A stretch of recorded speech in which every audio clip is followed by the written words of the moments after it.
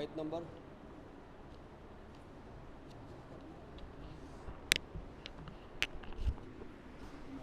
ہاں جی 72 آیتیں ہو گئی ہیں سورہ توبہ کی۔ یا ایھا النبی جاہد الکفار والمنافقین واغلظ علیہم ومأواہم جہنم وبئس المصیر یحلفون باللہ ما قالوا ولقد قالوا کلمۃ الکفر وکفروا بعد اسلامہم وہموا بما لم ینالوا وما نقموا الا ان اغناہم اللہ ورسولہ من فضلہ فإن یتوبوا یک خیرا لہم وإن يتولوا يعذبهم الله عذابا علیما فی الدنیا والآخرہ وما لهم فی الارض من ولی ولا نصیر۔ صدق اللہ العظیم۔ یا ایھا النبی، اے نبی صلی اللہ علیہ وسلم، جاہد الکفار والمنافقین، جہاد کرو کافروں اور منافقوں کے ساتھ، واغلظ علیہم، اور ان کے اوپر سختی کرو، ومأواہم جہنم، اور ان کا ٹھکانہ جہنم ہے، وبئس المصیر، اور وہ بہت برا ٹھکانہ ہے۔ یحلفون باللہ ما قالوا، یحلفون باللہ، یہ اللہ کے نام کی قسمیں اٹھاتے ہیں، ما قالوا، کہ انہوں نے نہیں کہا، وَلَقَدْ قَالُوا، البتہ تحقیق انہوں نے کہا، کلمۃ الکفر، کفر کی بات، انہوں نے کہی ہے کفر کی بات، وَكَفَرُوا، اور انہوں نے کفر کیا، بعد اسلامہم، اپنے اسلام کے ظاہر کرنے کے بعد، وَہَمُّوا، اور انہوں نے ارادہ کیا ہے، بما، اس چیز کا، لم ینالوا، جس تک وہ نہ پہنچ سکے، وَہَمُّوا، اور انہوں نے ارادہ کیا، بما، اس چیز کا، لم ینالوا، جس تک وہ نہ پہنچ سکے، وما نقموا، اور انہوں نے بدلہ نہیں لیا، مگر اس بات کا کہ اغناہم اللہ ورسولہ، کہ اللہ اور اس کے رسول نے انہیں غنی کر دیا، من فضلہ، اپنے کرم سے، فإن یتوبوا، پس اگر وہ توبہ کر لیں، یکو خیرا لہم، تو وہ ان کے لیے بہتر ہوگا، وإن یتولوا، اور اگر وہ اعراض کریں گے تو یعذبہم اللہ عذابا علیما، اللہ انہیں عذاب دے گا، دردناک عذاب، فی الدنیا والآخرہ، دنیا اور آخرت میں، وما لہم فی الارض، اور نہیں ہوگا ان کے لیے زمین میں، من ولی، نہ کوئی حمایتی، ولا نصیر، نہ کوئی مددگار۔ یہ ان آیات کا ترجمہ ہوا۔ اس کی تفسیر بھی سن لیں۔ دیکھیں رسول اللہ صلی اللہ علیہ وسلم مجسمہ اخلاق تھے، بڑے نرم مزاج تھے، اتنے نرم مزاج کہ یہ کافر لوگ آ کر آپ صلی اللہ علیہ وسلم کو سامنے منہ پر جادوگر کہتے تھے، اور آپ کو جھوٹا کہتے تھے، آپ کو دیوانہ کہتے تھے، آپ کو پاگل کہتے تھے، اور یعنی آپ کو کاہن کہتے تھے، عجیب عجیب قسم کے آپ کے سامنے آ کر، لیکن اس کے باوجود حضرت صلی اللہ علیہ وسلم انہیں جواب نہیں دیتے تھے، ٹھیک ہے، جواب نہیں دیتے تھے۔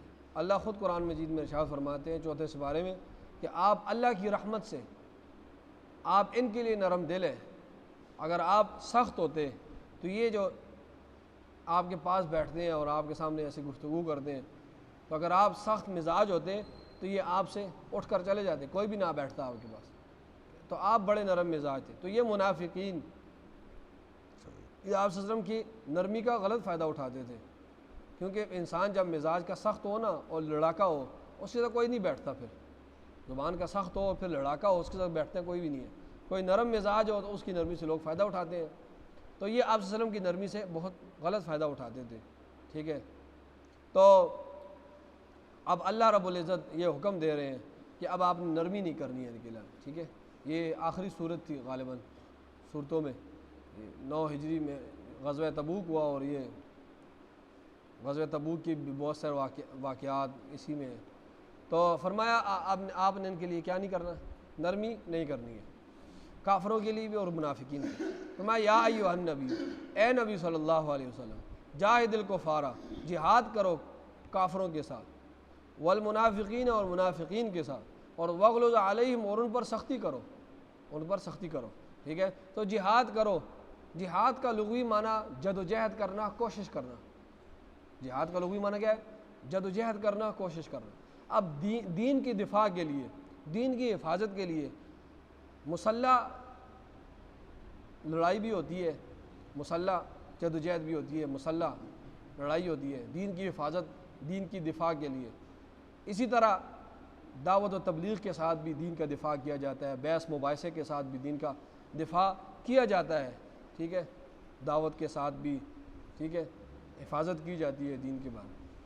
تو کافروں کے ساتھ جہاد کا مطلب یہ ہے کہ ان کے ساتھ مسلح جہاد کرو۔ میں نے کہا نا کہ جہاد کا معنی کیا ہے؟ جدوجہد کرنا، کوشش کرنا۔ اب یہ جدوجہد اور کوشش یہ دو طریقوں سے ہے۔ ایک مسلح جدوجہد کوشش کی جائے تاکہ دین کی حفاظت ہو سکے، اور دوسرا یہ کہ دعوت و تبلیغ کے ساتھ، بحث مباحثے کے ساتھ دین کی حفاظت کی جائے۔ اب جو مسلح ہوگی وہ بھی جہاد ہے نا، یہ دونوں جہاد ہیں۔ جو مسلح ہوگی وہ کافروں کے ساتھ ہوگی، اور جو بحث مباحثہ اور مناظرہ اور دعوت و تبلیغ یہ جو ہوگا یہ منافقین کے ساتھ ہوگا۔ ٹھیک ہے، تو فرمایا یا ایھا نبی، اے نبی صلی اللہ علیہ وسلم، جاہد الکفار، جہاد کرو کافروں کے ساتھ، لڑائی کرو تلوار کے ساتھ، اور منافقین، اور منافقین کے ساتھ بھی جہاد کرو زبانی طور پر۔ انہیں ایسا جواب دو جب وہ بات کریں نا، آپ ایسا معقول جواب دیں کہ ان کا منہ ہی بند ہو جائے۔ اب ان کے لیے کوئی نرمی نہیں کرنی ہے۔ پہلے یہ باتیں کرتے تھے آپ کے سامنے، صحابہ کے سامنے، چلو آپ درگزر کر دیتے، صحابہ کو درگزر کر دیتے، اب معاملے نہیں۔ اب اگر وہ آپ کے اوپر ایسا جو آپ کے سامنے بات کریں، آپ نے ایسا جواب دینا ہے کہ ان کے منہ ہی بند ہو جائیں، ایسا معقول، گالیاں نہیں دینی ہے، مطلب یہ نہیں ہے، مطلب ایسا جواب دینا ہے کہ اس کے بعد جواب میں رعایت نہیں ہونی چاہیے، کسی قسم کی رعایت نہیں ہونی چاہیے۔ اور اگر اسی طرح جواب میں بھی رعایت نہ ہو، اور اگر ان سے کوئی سزا، کوئی جرم ہو جائے، تو اس کی جرم کی جو سزا ہے اس میں بھی ان کو کوئی معافی نہیں ہونی چاہیے۔ ٹھیک ہے، تو منافقین اور کافروں کے ساتھ جہاد کرو۔ بخاری شریف میں روایت ہے، حضرت عمر رضی اللہ تعالیٰ نے آپ صلی اللہ علیہ وسلم سے عرض کیا کہ اللہ کے رسول صلی اللہ علیہ وسلم، ہم دور دراز جاتے ہیں اور ان کافروں کے ساتھ جہاد کرتے ہیں، یہ جو ہمارے قریب قریب ہے، یہ جو منافقین ہیں، تو ہم ان کو کیوں نہیں ان کو قتل کر دیں، ختم کر دیں؟ حضرت صلی اللہ علیہ وسلم نے فرمایا کہ نہیں عمر، یہ عوام جو ہے نا، صدی قسم کے لوگ ہیں، عوام سب کو مسلمان سمجھ رہی ہے۔ عوام جو باہر دیکھنے والا ہے وہ تو سب کو مسلمان سمجھتی ہے، کیونکہ ظاہراً یہ بھی نمازیں پڑھتے ہیں، کلمہ پڑھتے ہیں، ہمارے ساتھ اٹھنا بیٹھنا۔ تو جو نئے مسلمان ہوں، جب ہم ان کو قتل کر دیں گے، نئے مسلمان وہ بدزن ہو جائیں گے اسلام سے، وہ تو اسلام چھوڑ دیں گے، اور باقی جو دوسرے لوگ وہ مسلمان ہونا ہی چھوڑ دیں گے، یہ تو اپنوں کو قتل کر رہے ہیں۔ ٹھیک ہے، تو ان کے ساتھ اسی طرح چلتے رہو۔ تو فرمایا ان کے ساتھ وغلظ علیہم، اور ان پر سختی کرو۔ میں نے کہا نا سختی، ان کے ساتھ بات کرنے میں بھی سختی کرو، کوئی جرم ہو جائے اس میں بھی معافی نہ دو ان کے لیے۔ ومأواہم جہنم، اور ان کا ٹھکانہ جہنم ہے۔ وبئس المصیر، اور وہ بہت بری ہے جگہ لوٹنے کی، بہت برا ٹھکانہ ہے۔ یحلفون باللہ ما قالوا، وہ اللہ کی قسم اٹھاتے ہیں کہ ما قالوا، کہ انہوں نے نہیں کہا۔ دیکھیں غزوہ تبوک 9 ہجری رجب میں پیش آیا۔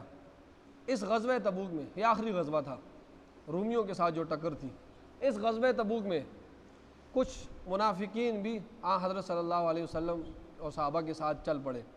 ٹھیک ہے، بہت سے رہ گئے، کچھ چل پڑے، اور راستے میں بھی شرارتیں کرتے تھے۔ پیچھے آپ نے پڑھ لیا کہ یہ اللہ اور اس کے رسول اور قرآن کی آیتوں کے ساتھ مذاق اڑاتے تھے پھر راستے میں، اور پھر جب ان سے پوچھا جاتا تھا کہ تم اس طرح کیوں کرتے ہو، تو کہتے تھے ہم تو بس ٹائم گزارنے کے لیے، دل لگی کے لیے، چلو راستہ جو ہے لمبا ہے تو چلو راستہ بھی طے ہو جائے گا، چلو مذاق بھی کر لیں گے، تو اس لیے۔ تو اللہ فرماتے ہیں اب اللہ و آیاتہ و رسولہ کنتم تستہزئون، کیا اللہ اور اس کے رسول اور اس کی آیتوں کے ساتھ تم مذاق کرتے ہو؟ یعنی مذاق کے لیے یہی چیز رہ گئی ہے۔ تو یہ اس طرح کرتے تھے، راستے میں بھی شرارتیں کرتے۔ اکثر جو منافقین تھے وہ تو ادھر ہی رہ گئے مدینہ کے اندر، ان کے ذہن میں پکی یہ بات تھی کہ یہ جا رہے ہیں رومیوں کے پاس لڑنے کے لیے، ان میں سے کوئی بھی بچ کے نہیں آئے گا واپس۔ بڑے ان کا پکا ذہن تھا، کیونکہ وہ بے بہا فوج ہے، ان کی فوج بڑی مضبوط ہے، یہ ان میں سے ایک بھی نہیں آئے گا۔ بڑے خوش تھے کہ اب یہ کوئی بھی واپس نہیں آئے گا، چلو ہمارا کام تو ادھر ہی ہو گیا۔ اب جب غزوہ تبوک سے رسول اللہ صلی اللہ علیہ وسلم واپس آ رہے تھے، انہیں پتہ چلا اس غزوے میں 2 صحابہ صرف فوت ہوئے ہیں، وہ بھی اپنی طبی کوئی بیمار ہو گئے اور راستے میں فوت ہو گئے ادھر، باقی سارے واپس آ گئے۔ اب جب مدینہ کے قریب پہنچے تو ان کو تو پتہ چل گیا کہ یہ سارے واپس آ رہے ہیں۔ اب انہوں نے کہا یہ تو پھر واپس آ رہے ہیں۔ اب منافقین نے پلان بنایا کہ ایسا سازش کرتے ہیں کہ حضرت صلی اللہ علیہ وسلم کو قتل کر دیتے ہیں راستے میں۔ اب انہوں نے جو ہے رات کو جو ہے اس طرح کیا کہ اپنے چہرے چھپائے، وہ ماسک وغیرہ وہ جو ہے منہ چھپانے وہ ڈالا، اور منافقین تھے 15 12 جو بھی، ٹھیک ہے. تو یہ جو ہے مسلم شریف میں آتا ہے کہ 12 13 کی. تو یہ منافقین تھے کہ جب آپ صلی اللہ علیہ وسلم ٹیلے پر چڑھیں گے اور اکیلے ہوں گے، سائڈ پر ہوں گے، تو ہم حملہ کر دیں گے، ہم ادھر ان کو شہید کر دیں گے. رات کا ٹائم ہوگا، کسی کو پتہ بھی، ہم اپنے منہ چھپائے ہوئے ہیں. اب انہوں نے پورا پلان بنایا، اور اب یہ اس طرح انہوں نے پلان بنایا. اب جب رسول اللہ صلی اللہ علیہ وسلم کو کسی ٹیلے پر پہنچے تو آپ صلی اللہ علیہ وسلم، صحابہ تو سارے دوسری طرف تھے، یہ تو موقع کی تلاش پر تھے. تو آپ صلی اللہ علیہ وسلم کے ساتھ صرف 2 صحابی تھے، ایک حضرت عمار بن یاسر رضی اللہ عنہ، ایک حضرت حذیفہ بن یمان رضی. عمار بن یاسر نے آگے، جو آپ جس گھوڑے پر سوار تھے یا اونٹ پر، تو وہ نکیل پکڑی تھی، اور پیچھے جو تھے وہ حضرت حذیفہ بن یمان تھے. اب حضرت عمار بن یاسر بڑے تیز تراز صحابی تھے، انہوں نے ان کے قدموں کی آہٹ سنی. آپ صلی اللہ علیہ وسلم نے منع بھی فرمایا تھا کہ میں اوپر جا رہا ہوں، میرے ساتھ اور کوئی بھی نہ آئے، میں ادھر جا رہا ہوں، بس نیچے سے تم سارے چلے جاؤ، میرے ساتھ کوئی بھی نہ آئے. اب منع کیا تھا. اب یہ 2 صحابہ تھے. اب حضرت عمار بن یاسر نے قدموں کی آہٹ سنی نا، تو آواز لگائی. تو آواز جب لگائی تو وہ بھاگے. حضرت عمار بن یاسر جو تھے انہوں نے تلوار جو ہے لی اور ان کے پیچھے بھاگ پڑے. کافی آگے تک حضرت عمار بن یاسر ان کا پیچھا کرتے لے، لیکن وہ بھاگ کے نکل گئے. حذیفہ رضی اللہ عنہ بھاگے نہیں، کیونکہ انہیں پتہ تھا کہ یہ نہ ہو کہ میں اکیلا چھوڑ دوں آپ صلی اللہ علیہ وسلم کو، پیچھے سے کوئی آ کر وار نہ کر دے، چلو میں ادھر ہی ہوں اور وہ ادھر. تو اس دوران آپ صلی اللہ علیہ وسلم نے ان 12 13 جو منافقین تھے ان کے نام لے لے کر حذیفہ کو نام بتائے کہ یہ فلاں فلاں فلاں فلاں فلاں فلاں منافق، یہ لوگ تھے، اور یہ مجھے ادھر قتل کرنے کے لیے آئے تھے. ٹھیک ہے. اسی لیے آپ صلی اللہ علیہ وسلم کی یہ جو صحابی ہیں حذیفہ، اس کو سر رسول اللہ، آپ صلی اللہ علیہ وسلم کے رازدار صحابین کو، سارے منافقین کے نام تقریباً ان کو بتائے تھے آپ صلی اللہ علیہ وسلم. ٹھیک ہے. حذیفہ فرماتے ہیں کہ مجھے قیامت تک جتنے بھی احوال، بڑے بڑے حالات آنے تھے آپ صلی اللہ علیہ وسلم نے مجھے بتا دیے تھے، لیکن میں بھول جاتا تھا. پھر جب وہ واقعہ ہو جاتا تھا پھر مجھے یاد آتا، وہ آپ صلی اللہ علیہ وسلم نے تو مجھے بتایا تھا، یہ اس طرح ہوگا، اس طرح ہوگا، یہ اس طرح ہوگا. تو یہ ان کو منافقین، باقی کسی کو منافقین، اور آپ صلی اللہ علیہ وسلم نے ان سے وعدہ لیا تھا کہ تم نے آگے کسی کو، یعنی راز تھا نا آپ صلی اللہ علیہ وسلم کی. پھر حضرت عمر کے دور میں جو مشہور مسلمان تھے، وہ جب فوت ہوئے ان کا جنازہ کر دیں، تو جن کے متعلق شک ہوتا تھا کہ یار یہ مسلمان بھی ہے، یہ منافق ہے، تو ان کے بارے میں حضرت عمر اور یہ جو ہے یہ جاتے اور دیکھتے کہ حذیفہ اس جنازے میں کھڑے ہیں یا نہیں کھڑے. جب جنازے میں نہیں ہوتے تھے حضرت عمر اور یہ صحابہ سمجھ جاتے تھے کہ یہ شخص منافق ہے، کیوں حذیفہ جو ہے اس جنازے میں نہیں ہے. ٹھیک ہے.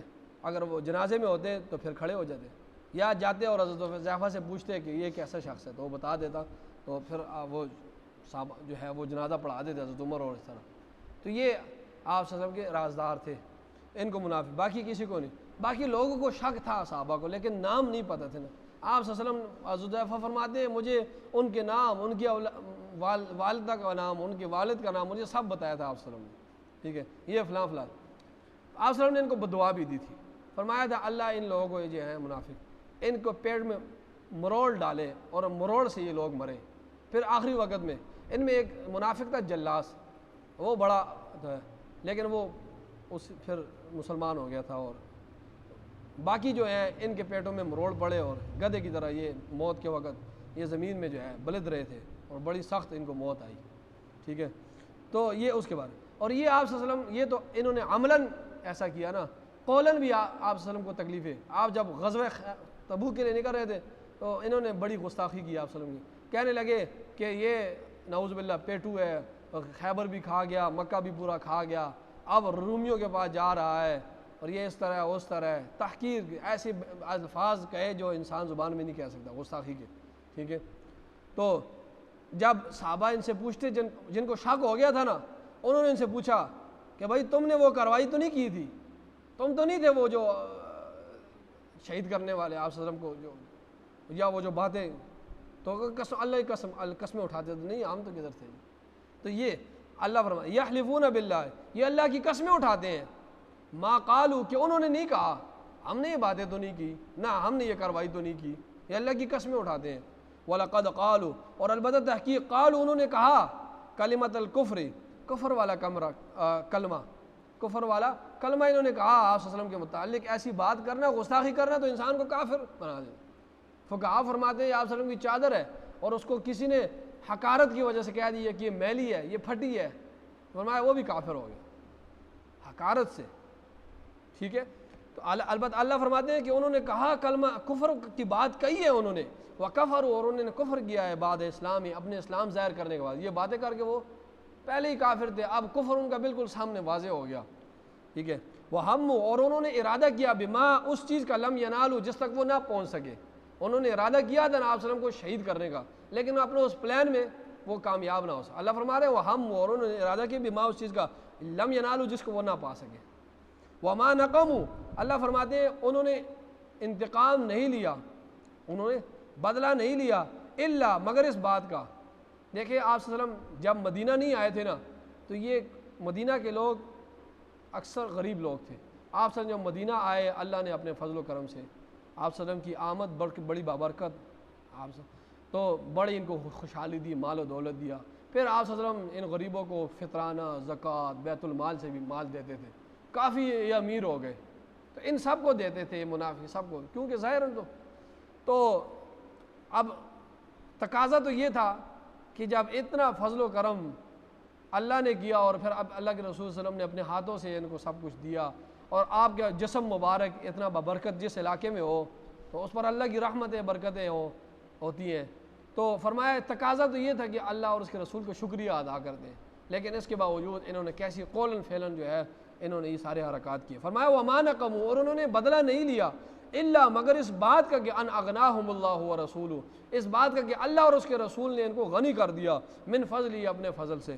فَإِن يَتُوبُوا، اللہ فرما رہے اب بھی موقع ہے، اگر یہ توبہ کر لیں، یکو خیر لہم، ان کے لیے بہتر ہوگا۔ وَإِن يَتَوَلَّوْا، اور اگر وہ اعراض کریں گے تو يُعَذِّبُهُمُ اللَّهُ عَذَابًا عَلِيمًا فِي الدُّنْيَا وَالْآخِرَةِ، اللہ انہیں عذاب دے گا، عذابًا علیما، دردناک عذاب، دنیا اور آخرت میں۔ وہ پیٹ میں مروڑ پڑے اور لوگوں نے دیکھا کہ یہ گدھے کی طرف بلکتے رہے زمین پر اور مر گئے۔ وَمَا لَهُمْ فِي الْأَرْضِ، اور نہیں ہوگا ان کے لیے زمین میں، مِن وَلِيٍّ وَلَا نَصِيرٍ،